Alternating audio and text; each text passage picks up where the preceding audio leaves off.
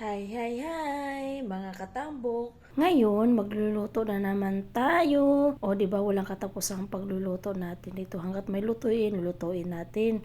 Kaysa naman masira, di ba? So, ngayon, sinimulan ko ng slice ang mga gagamitin ko. Although, yung lulutuin natin, mabilisan lang naman. Kaya medyo konti lang po yung mga ingredients natin. Aminin man nyo or hindi, para sa akin ito yung pinakamahirap na gawain sa bahay. Kasi araw-araw ka mag-isip ng ulam. Kakaloto mo lang, mamaya-maya mag-isip ka na naman kung anong lutuin bukas. Diba? Pero no choice tayo, gawain natin to. So kaya ito na po yung mga na-slice nating mga ingredients. Kaya abangan nyo po kung ano po yung lulutuin ko. Ngayon, simulan ko na, naglagay na ako ng mantika, ilagay ko na yung bawang onion, and then next na din yung kamatis natin, and then yung lulutuin natin ngayon na pusit. Dahil nakapamalingki tayo, so yan po yung lulutuin natin ngayon, dahil napakabilis lang po lutuin. Dahil kusang nalabas ang tubig dyan, so hindi na tayo maglagay. So takpan muna natin para nalabas yung tubig niya. So ito na po, maglagay na ako ng toyo, at saka